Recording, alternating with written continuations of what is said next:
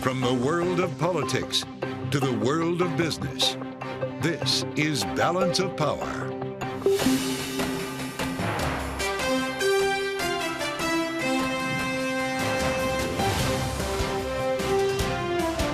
Live from Washington, D.C. From Bloomberg's Washington, D.C. studios to our TV audiences worldwide, welcome to Balance of Power. Alongside Joe Matthew, I'm Caitlin Lyons. We have a nominee for Speaker. The House Republican Conference chooses Steve Scalise. We need to make sure we're sending a message to people all throughout the world that the House is open and doing the people's business. But does he have the votes to actually get the gavel? And what concessions will he have to make to get those votes? We'll get the state of play from Republican Congressman Bryan Steil of Wisconsin. As war between Israel and Hamas stretches into its sixth day now, a rare emergency government formed in Israel. Secretary of State Antony Blinken heading to the region right now to show U.S. support. Kaylee, we've got a lot to talk about here today, beginning with the battle for Speaker on Capitol Hill. Pretty remarkable turn of events here. We've been hearing it would take days, maybe weeks to get this done, but there was a break today in this fight for the gavel. Yeah, in that Steve Scalise is the nominee. Granted, he got a very small majority within the Republican conference. Just 113 people voted for him to be the nominee. And that means there's a lot more work to do in order to get the majority that he needs to actually get the gavel. But Joe, he says he already has a game plan. He has something he wants to do first if he does indeed get the gavel. Here's Steve Scalise earlier today. Our first resolution that we pass under Speaker Steve Scalise will be to make it clear that we stand with Israel. The McCall-Meeks resolution will be our first order of business. But obviously there's a lot more work to do.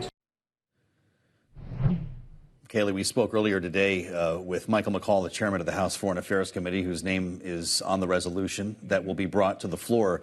We don't have any sense of when this is going to happen, though. We thought there might even be a vote for Speaker today, but they went home, as happens from time to time on Capitol Hill, and we could have a vote as soon as tomorrow. The question is, will they go to the floor without really knowing how this vote is going to pan out? This is the question, knowing the vast majority of them would like to not repeat what happened in January when it took 15 rounds over the course of 4 days of voting to actually get Kevin McCarthy the Speaker's gavel. We'll see, Joe, how long it takes this time. Yeah, that's for sure. To that end, let's bring in Bloomberg's Laura Davison, who has been watching this all the while. Laura, it's great to see you. Your thoughts on a timeline here, or is it not possible to get a sense of exactly where we stand?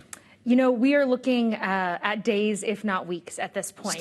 This is really a replay of what we saw happen in January. The Republicans coming out of various meetings today said that there are about 20 people who are not behind Scalise. If you'll remember, that was basically where vote number one started with McCarthy. You hit about 20 people voting against him on the Republican side. This is where all the negotiations happened. And a lot of Republicans going into this said, look, we want to learn from our mistakes from last time. We don't want to have these fights in public. We want to change the rules to prevent any one person being able to oust a speaker at any time. None of that has happened. So that any of the learning has gone through. This fight is going to play out in public. It may not be quite the same way. They may try to stall to do some more backroom dealings versus doing just vote after vote on the floor. And of course, the sad thing is C-SPAN will not control their own cameras. It is still interim Speaker Patrick McHenry who's doing that. Yeah, a bummer for us all. As you talk about a fight that is going to play out pretty publicly, it's a question, Laura, of who exactly is doing the fighting here, because the man who was up against Steve Scalise, Jim Jordan, we learned today, has volunteered to give the nominating speech for Scalise on the floor of the House. You would think that would have kind of a unifying effect, potentially. What role is Jordan going to play going forward in this? So Jordan will successfully be able to pull over, roughly about 70 members who, have voted for him in that closed-door meeting and say, okay, come over to Steve Scalise's side. It's those really 20 entrenched members. These are kind of the members who, who really opposed McCarthy the first time. Who said, look, we totally want to blow the House up. We want to blow up how leadership works. We want a lot of different rule changes. We want concessions. And Jordan, that was him earlier in his career. He's now grown up a little bit and said, okay, look, I realize that I can get more done playing with leadership versus working against it. However, there's still, about 24 people who don't see that point of view. All right. Well, Bloomberg's Laura Davison, we thank you for the time with us here on Balance of Power as we turn our attention to what else is happening here on Capitol Hill. Kaylee, as I mentioned, we spoke earlier with Chairman McCall, who didn't have much of a sense of the timeline here. And if he doesn't, we don't, obviously. But the point that Jordan came around into Scalise's corner seems meaningful to us. Just a question of what impact that will actually have. Right. And how this whipping of votes potentially is going to be playing out, if it's just going to be Jordan who is doing it or Scalise's as well. But of course, the background to all of this, Joe, and perhaps adding some intensity to the need to get a speaker is the conflict we are seeing in Israel. And as you were mentioning, that is something you spoke with Chairman McCall about earlier today. Let's hear what the chairman had to say. Again, this is Michael McCall, Republican from Texas, earlier today on Bloomberg Sound On. Scalise told me the first bill he plans to put on the floor is my resolution, co-sponsored by 400 members of Congress, by the way, very bipartisan, condemning Hamas and showing support for Israel. And on the subject of Israel, Israeli Prime Minister Benjamin Netanyahu today, Joe, took a pretty remarkable step in forming now a coalition with the opposition, an emergency government, as we are seeing this conflict unfold. So let's bring in now Bloomberg's Greg White, who reports on the region and on national security issues for us here at Bloomberg. So, Greg, just talk to us about the significance of what we have seen today, knowing President Biden just moments ago was also addressing this subject here in Washington. Right. This unity government really shows how the horrifying attacks over the weekend have transformed Israeli society and brought them together. You've seen hundreds of thousands of people answering the call up to join the military, the political debates that had split the society as recently as last week over judicial reforms and other things. That's all been put aside as the Israeli society has really come together for this response. And now the question is, what's that going to look like and when does it begin? And it seems like the sense is that we're going to see some sort of ground invasion into Gaza in potentially just the next few days, and that's obviously going to be likely to be a long and difficult battle. Yeah, it sure does. With the idea of house to house, door to door fighting, we're hearing louder calls to quote unquote refreeze the money to Iran that was part of the prisoner swap that took place a couple of weeks ago. That $6 billion has not actually moved at all, right? It was put into an account, we're told, by the administration for use for humanitarian purposes by Iran. Is that a credible call on the administration? Is it even possible to, quote unquote, refreeze that money? Well, the administration says that the money hasn't yet been spent, and it's in an account, I think, in Qatar, and that they're thinking about what they're going to do with it and whether it's possible to refreeze it. So they've opened the door to the possibility that they may have to go back on this. But they're in a difficult position because at the same time they've been saying that they have no confirmation that Israel was involved in the planning of this attack. And there has been some reports that the U.S. intelligence suggested that the Iranians were surprised by this, and it would be a big shift for the administration, obviously, and an admission to that its critics may have had a point if they had to give back the money, since they've been criticized so often over this deal that got the hostages out and gave the Iranians what's to give the money. So there's obviously questions remaining about Iran, also potentially other groups that have the backing of Iran, like Hezbollah, what role ultimately that organization could come to play in this conflict. But when we think about just the two groups that are directly involved now, it's Hamas versus Israel still at this point. Do we have an understanding of how long these strikes could be sustained given with what they're working with now? Obviously, we've heard a lot of talk here in Washington about replenishing the Iron Dome on behalf of Israel, but do we have a real understanding at this point, intelligence about Hamas? There's not a great deal of information, at least in the public realm, about this. I mean, and I think that if you'd asked a week ago, people would have said Israeli intelligence, knows Gaza. It's a relatively small amount of territory. It's right next to them. They know it backwards and forwards. But obviously, the huge surprise of the attack suggests that their intelligence must have missed a lot. So it looks like it's going to be a very difficult campaign by all indications, as you said, Joe. That this is one of the most densely populated parts of the world. Going house to house, Hamas has been building tunnels and booby traps and other emplacements there for years. So this is going to be a very difficult campaign by all accounts. Well, it's something to consider. Greg White, thank you for illustrating it the way you did. Thanks as well. Laura Davison coming up, a key player in the machinations on the House. The congressman from Wisconsin, Bryan Steil, will be with us. That's next on Balance of Power on Bloomberg.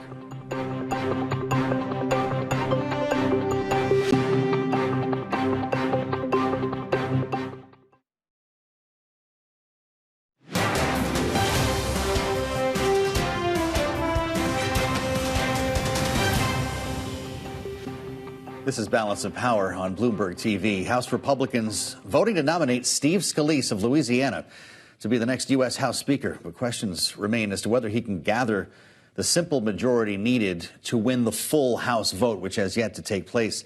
Joining us now to talk about this and a lot more is Republican Congressman Bryan Steil of Wisconsin. Congressman, thanks for giving us part of your day. I'm sure you have had a day, and I guess I'll start by asking you, as someone who was supporting Steve Scalise, will he be the next Speaker of the House? I'm optimistic that at the end of the day, we're going to come to the House floor and Speaker nominee Steve Scalise will become the Speaker of the House. What's so important here is that we become united once again in the House of Representatives as Republicans with all that's going on, from inflation to an unsecure border, and very importantly, with the terrorist attack from Hamas against our ally Israel. Now is the time for us to come together to have a Speaker, and this continued fracturing of the conference is really unproductive. So if you're confident, Congressman, that Steve Scalise can ultimately become Speaker, it's a question of what it's going to take for him to get there in terms of votes. Can you give us a sense of what kind of deal making is happening right now? Well, I'm optimistic that we don't need to go through a process of deal making. I think that's an unproductive process. But here's the challenge. We have a group of members that are viewing this as an opportunity to leverage for things other than pulling us together in a form of unity to really push back against the real overreaches of the Biden administration. Any negotiations those would be ongoing now, but I'd rather us put that aside, abide by our conference rules, recognize that Steve Scalise won the majority vote in the House conference, go to the House floor and begin moving this process forward, because the challenges that we face as a country and as we face globally are so absolutely critical at this moment in time. So you'd like to bring it to the floor now, and I ask you that knowing that we went through 15 rounds in January, and I wonder if you see that type of scenario breaking out again, never mind the 8 members who voted to oust Kevin McCarthy. Will all of that be prevented by what happens behind closed doors, or you say let's bring it to the floor, do it today? Well, Joe, this is ultimately a question that's going to be decided by Steve Scalise. He will make the decision as to when we go to the floor to vote. I'm just optimistic that decision is made sooner rather than later. But at the end of the day, this is a decision for the Speaker designee, Steve Scalise. Well, as Joe talked about, Congressman, there's 8 individuals that have been in question because they're the members of the Republican conference who voted to oust McCarthy in the first place. But are we talking about a greater number than that? What is your sense right now of those who are a no on Scalise? How many members are we talking at this point? Yeah, I don't know that you're going to see a direct overlap with the previous 8 members who put us in this position in the first place. Watching this process play out, I think it's all the more evidence that the initial decision by those 8 Republicans who joined with every Democrat in the House of Representatives made a disastrous move in the first place. That said, we're here. Where do we go forward? There's a handful of members who made public statements that they're not yet ready to vote for Steve Scalise to become Speaker, and that could prevent him from becoming Speaker. I disagree with those members, and it doesn't look like there'll be a direct correlation with the 8 members that joined to vacate the chair from those that are currently holding out. It's a frustrating process, in particular, when we have so many challenges on our plate. Yeah, we're showing tweets from Tom Massey, Marjorie Taylor Greene, Nancy Mace now.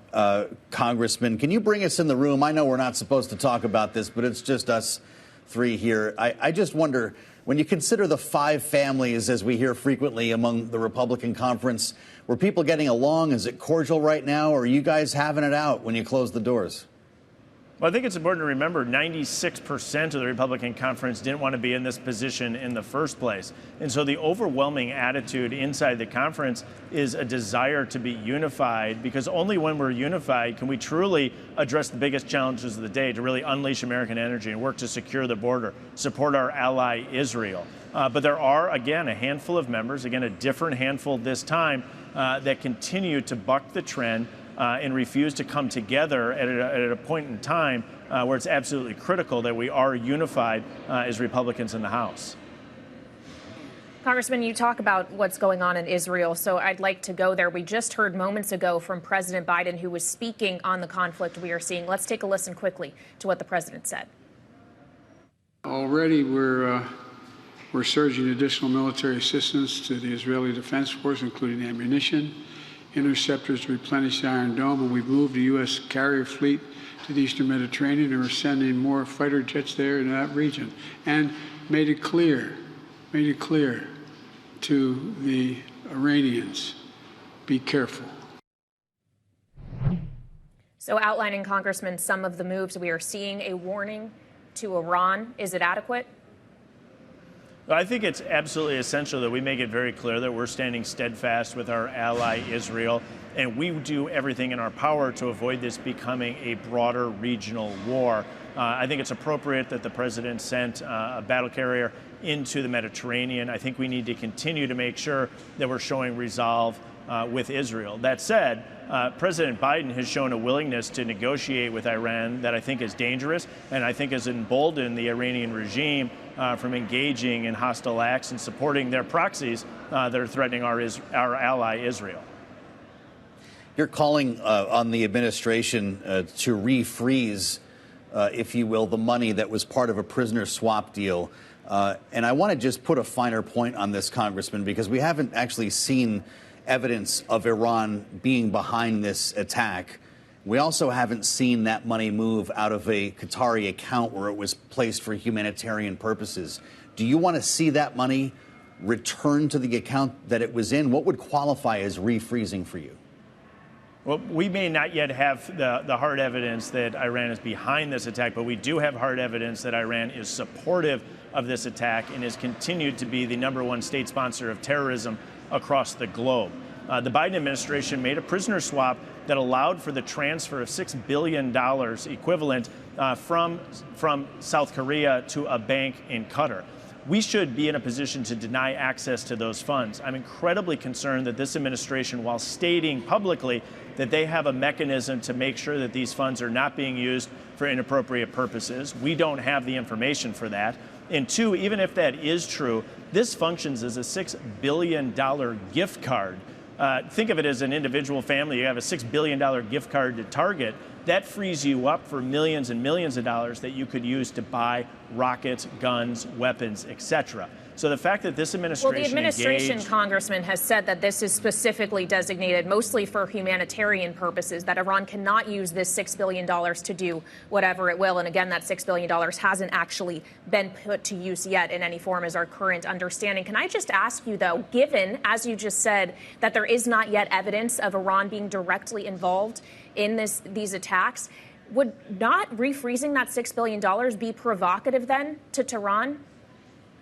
I don't think it would be provocative. I think Iran has been provocative in their vocal statements of support of the terrorist actions that Hamas is engaged in. The administration should have never made this move in the first place by giving access to Iran to these funds. I've also seen no evidence that the administration actually has controls in place to prevent these funds from being used for inappropriate purposes. The administration has made that claim, but if you think about your own bank account, when you withdraw cash, there's no real check that you're using that for legal rather than illegal purposes. If at a minimum, the administration should come forward and show the controls they have in place on this bank account in Qatar. I think it's far more likely that the administration now has egg on its face and doesn't want to renege on what is a bad deal. All right, Congressman, we have to leave it there, but thank you so much for giving us your time on what has been a very busy day in the House of Representatives. Congressman Bryan Steil of Wisconsin, we appreciate it. Now, coming up, we'll have more on the impact of the war between Israel and Hamas. We'll break it down with Bloomberg's chief geoeconomics analyst, Jennifer Welch, next. This is Balance of Power on Bloomberg TV.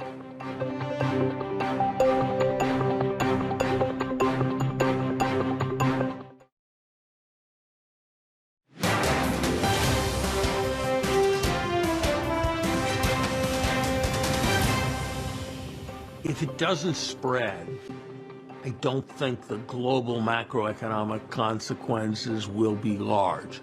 There may be some positive impact on the price of oil. There may be some tendency to move to safe havens like U.S. bonds. But I think the effects will not be large as long as this conflict stays contained. Former Treasury Secretary Larry Summers weighing in on the potential economic impacts of the war between Israel and Hamas. Speaking earlier today on Bloomberg, joining us now, Jennifer Welch.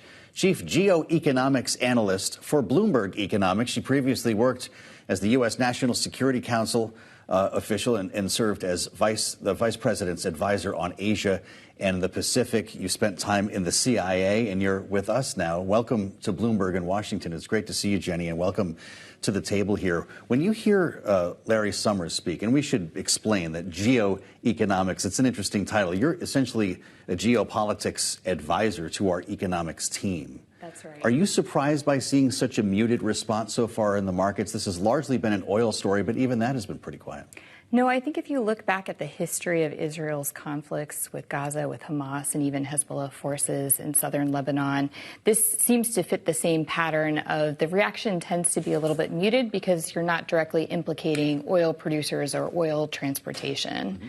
Well, and on the subject of oil, we obviously earlier today got producer prices inflation report that showed it was hotter than expected, largely due to higher energy prices. So should we not be viewing this as potentially an inflationary force, at least at this point? I think at this point, yes. If it stays a relatively limited local conflict, by which I mean within Gaza, maybe within southern Lebanon where Hezbollah forces are, then yes.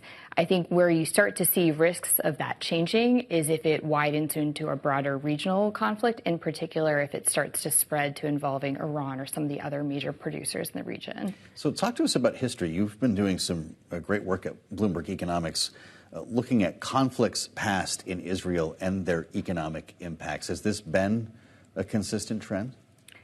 This has been a consistent trend in terms of the limited local nature of the conflict having limited impact on broader markets. Mm-hmm.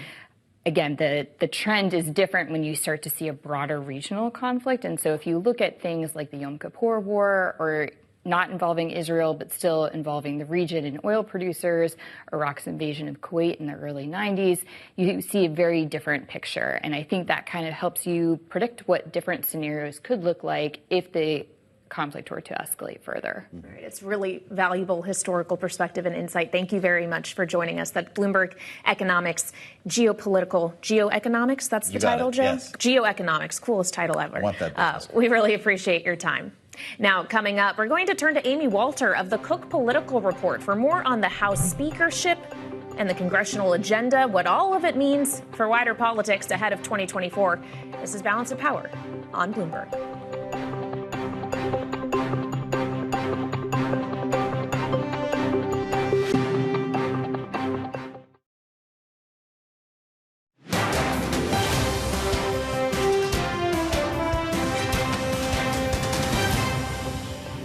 Steve Scalise got 113 votes. That is a majority. But how are you going to convince the other 100 and something of a sudden just say, well, now we're all going to vote for Steve Scalise? I just want to make sure that we don't go through what we did in January and embarrass ourselves, because it was the clown show. It was a clown show. Anyway, we owe it to the American people to do better. That was Republican Congressman Troy Nehls of Texas speaking earlier after Steve Scalise was nominated by the GOP conference to be Speaker. Let's continue our discussion now with Amy Walter, editor-in-chief of the Cook Political Report. Amy, great to see you here in our Washington studio. He just called the Republican conference a clown show, talked about how embarrassing it was back in January because publicly they had to go through so many rounds to actually get Kevin McCarthy the Speaker's gavel. Now they have chosen potentially to have to go through multiple rounds again to get the gavel to Scalise. They had the option, a vote today, to raise the threshold to make sure the majority was secured before bringing it to the floor. That was shot down. That motion was tabled. Have they just created a political headache for themselves even further by allowing all of this to play out in public? Though I don't know that.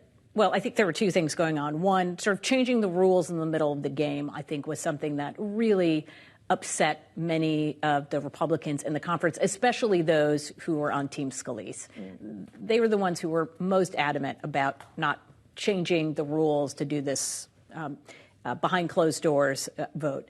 The second is it's pretty clear that sometimes the public pressure is what actually moves the ball. And finally, I think that there's just no sense of where we go from here, and that if you're Steve Scalise, if you're Jim Jordan, your only hope right now is that with comments like this is a clown show will be enough to rally voters not voters, I'm sorry, rally your members around you. But I don't have any confidence for when that's going to happen. I don't think anybody on the Hill does either. Yeah. I want to zoom way out with you for a second here, because in the middle of the day, it seemed like, wow, we had this wrong. They've got this figured out. Jim Jordan is going to actually enter Steve Scalise's name in nomination. We heard there'll be a vote at 3 in the afternoon. We're moving so fast. And then everyone went home. And when we look at the actual vote in the nomination election, if I can call it that, it makes you realize that we're far from anything being resolved. Are we in any better place than we were yesterday? We are, in that there is one person that they need to get enough of the 217 Republicans to rally around versus, remember where we were? If it wasn't yesterday, it was the day before that. Maybe Kevin McCarthy's going to come back in. Right?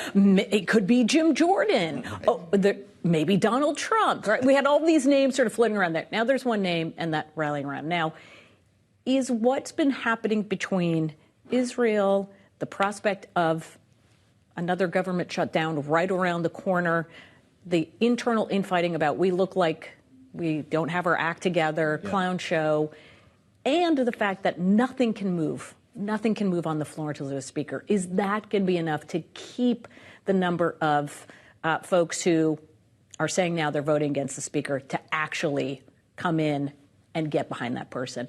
I also maybe there's this sense that whatever happens, Scalise has to go through a couple of votes before we, people have to, people have to get it out of their system. I just need to let you know, I don't agree with this. We're going to get one round. Then you can get my vote on the next round or the third round. Will we go through 15? I don't think so, but anyone's guess at this point. It is, absolutely. Yeah. And it was anyone's guess for a while there, Amy, as you were talking about who potentially could have their name thrown out there. Donald Trump was one. We thought he might come to the Capitol this week, and he endorsed Jim Jordan, who was not the nominee. That's right. We asked Will Hurd, who the former congressman just dropped out of the 2024 race, was running for the Republican nomination, what that says. And he said that Trump is not the kingmaker he thinks it is. What does it say to you? I think there are two things. One, he endorsed him, but he didn't do much about it. Right? He wasn't promoting this heavily. He wasn't talking this up in the way he normally does.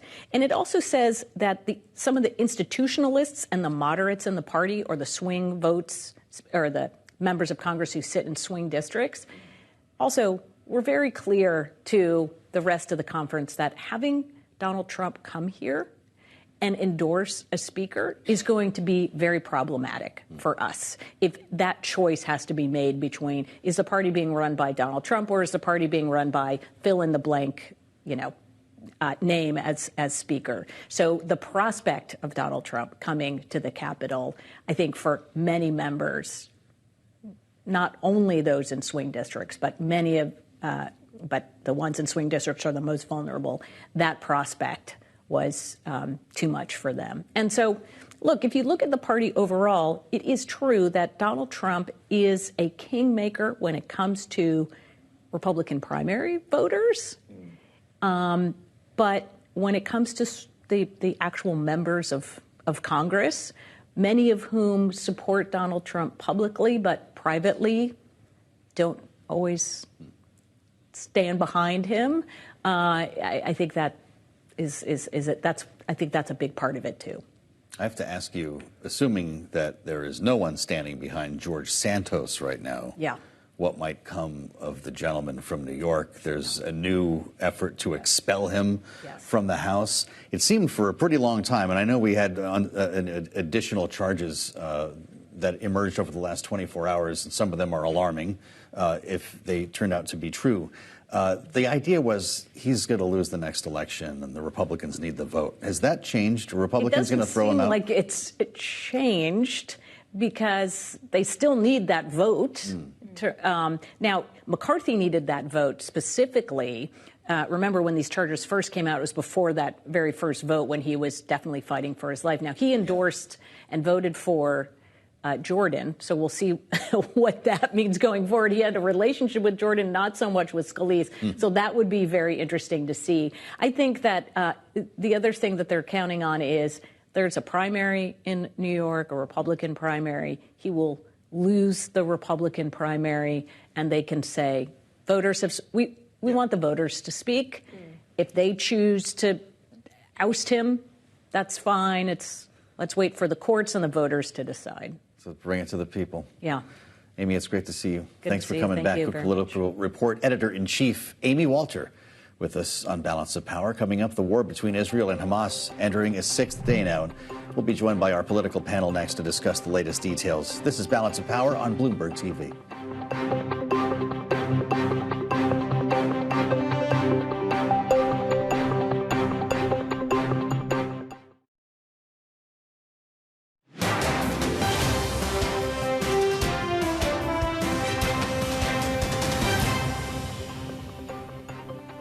We're sharing additional defense-related support. I think you saw that the Israeli military announced today, with some imagery, the first tranche of U.S. military assistance arriving in Israel. That will continue. We also, as I think the president alluded to yesterday, were able to replenish some of their Iron Dome interceptor missiles. These were missiles that we already had in stock in Israel. We simply just transferred ownership over to the Israeli Defense Forces. So again, more aid, more assistance will be coming in coming days. That's John Kirby, U.S. National Security Council spokesman, earlier today at the White House as the war between Israel and Hamas stretches now into a 6th day. For more, we bring in our political panel, Kristen Hahn, Rock Solutions partner, and Rick Davis, partner at Stone Court Capital, are with us. Rick, as you join from New York, I wonder your thoughts on the latest headlines here, potentially a day closer to a ground invasion of Gaza. What do you make of the U.S. posture ahead of this battle? Look, I think that the symbolism of moving 2 carrier groups, strike groups into the region, the presidential address, and really flooding the zone with every spokesman of every agency basically saying we've got Israel's back is very good for sort of global consumption, right? If they're sitting around in Tehran trying to wonder, are we committed to Israeli survival, they don't have to think very hard about it. So that part of it, I think, is exceptionally good. The questions that are now going to start coming is what resources can we bring to bear to help the Israelis fight? You just heard John Kirby talk about transferring the ownership of missiles that are needed for the Iron Dome. This war could not just be a ground invasion of Gaza, but potentially a shooting war on the border with Lebanon. So there are a lot of contingencies that our strength and capabilities, whether it's intelligence, targeting, or even more potential kinetic impact, could be things that all come into play in the next 48 hours. Yeah, and we're just going to have to wait, obviously, and see how things develop. As we all speak at the moment, Biden has just had a call with the president of the UAE on the attacks in Israel. If we get a readout of that call, we'll, of course, share it with everyone. But, Kristen, as we look at what is happening between Israel and Hamas, and hear the administration say repeatedly that they do not have direct evidence at this point of Iran's direct involvement, the president is facing growing bipartisan calls to refreeze that $6 billion in Iranian assets that the administration says has not actually moved, hasn't been used to fund anything. Mm-hmm. But it speaks to kind of an optics difficulty here. How hard is it going to be for the administration to walk this line on Iran, knowing that there is still a lot that we do not know? I mean, I think it's difficult, and he's in the difficult position of actually, in his administration, of actually having to make that decision right now. You have seen a lot of members of the House. And by the way, they need to get their act together so that they can, start governing again. But I think you'll see probably more calls for this. But, I'm not saying they're political in nature. But, The president, I think, is acting cautiously, judiciously, so that when he does take action, that that it's meaningful. But yes, I think you'll see members of the House and Senate continue to call on him to take these financial measures against Iran. Of course, the House and Senate need to talk about a funding request that is looming, and we did talk about that today with Congressman Mike McCall. The Republican from Texas is chair of the House Foreign Affairs Committee, and he talked about this idea of bundling multiple requests for funding in our conversation earlier on Bloomberg Radio. Here he is. The thinking is to put all these emergency items together, and we have many foreign policy, crises going on simultaneously. And that would be Israel. It would also be Ukraine. It would also be Taiwan. And I think the thing my party wants the most would be border security funding in this bill. I do think there are enough Democrats now that want to secure the border, given what we've seen recently. Rick Davis, I thought House Republicans had an allergy to something called an omnibus. I'm just wondering what you think of this strategy to move all these monies through at once. If you have a problem with Ukraine, too bad. You have to support Israel and vice versa. Yeah, I think all bets are off on sort of the rhetoric that we heard during Kevin McCarthy's tenure. I mean, Republicans were twisted into pretzels thinking that they could somehow govern with such a slim minority and this, knife hanging over the speaker's job. So we got a reset coming. We don't know who the speaker is going to be, but he's going to have a lot of options once he's installed. Excuse me. And one of those options is to bundle the funding, which helps accomplish what the congressman was just saying about trying to find border funding that is now becoming a bipartisan issue. And two, to add Ukraine funding to this, which bypasses a lot of the right-wing opposition in the Republican caucus. And then, obviously, the one thing everybody agrees with and has an itchy trigger finger to pull is more funding and more support for Israel. So I think this could be an elegant and comprehensive solution to our budget problems and get us past this looming deadline in November where the government's going to run out of money if we don't act soon. Kristen, I wonder if you agree with that really Israel and the funding necessities there, no matter how horrific it is that they have been brought about, could actually be the solution to the issue of providing continued funding for Ukraine. I mean, I think that it's as horrible as it is. It's prompted the House Republican Conference to actually move forward on picking a speaker. I think that would have dragged out much farther had this not happened. I think that there is a lot of support even within the Republican conference for funding for Ukraine. But I think whoever the leader is still going to have bipartisan compromise. I mean, you saw what happened. I don't think that the margins don't go away. The slim, House majority for the Republicans doesn't go away for no matter who's the speaker. So I think, there have been more bipartisan calls for looking at securing the border and how you do that. The devil's in the details. But yeah, I think this has been a major instigator for everybody to kind of come together around all these issues. Yeah, and of course reinforces the idea that if you want to get anything done, someone has to have the speaker's gavel first. So that is what we're going to delve into with our political panel next. They are sticking with us because coming up, we have to talk about the fact that Republicans nominated Steve Scalise to be the speaker, but the Louisiana congressman might not be out of the woods just yet. We'll have more next. This is Balance of Power on Bloomberg TV.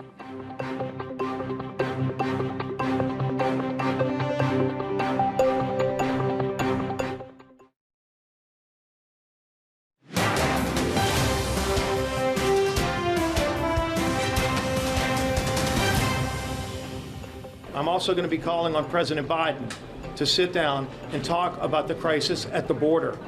As we have an open southern border, and we've seen millions come in the last few years, including people on the terrorist watch list from all over the world.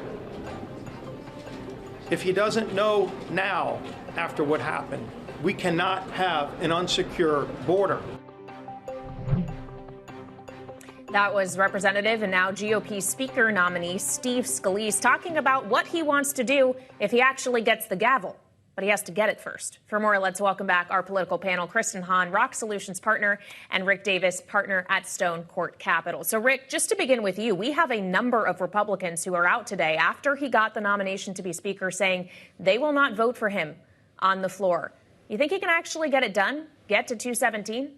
Yeah, look, I mean, we were just talking about the need for bipartisan action in order to get a budget together, whether it's funding for Ukraine, funding for Israel, or funding for the government, or funding for the border wall that Steve Scalise just was talking about, how important it is for Republicans. There is a bipartisan approach to this, where if Steve Scalise wants to go down to the floor and say, let's have an open discussion about who needs to be the next speaker, and have a conversation directly with the Democratic leadership and say, let's get this stuff done, and we all ought to join in and elect me speaker.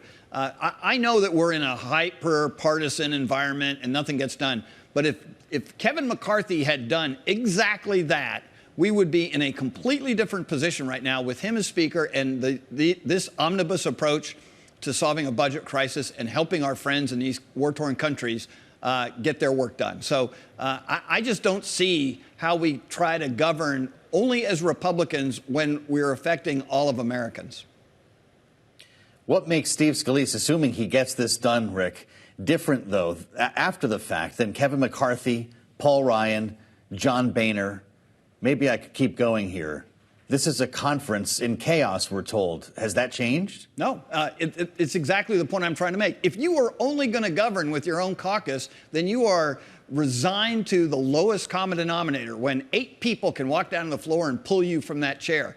The only way you protect from that is to open up a bipartisan approach to governance. The House is almost evenly divided. Start acting like that and start producing legislation. This do-nothing House hasn't produced anything for the American people. They haven't had a single bill signed into law since it was initiated, and now's the time to change that. At a point in crisis around the world, we need to yield to the crisis and start acting like Americans, not Republicans and Democrats.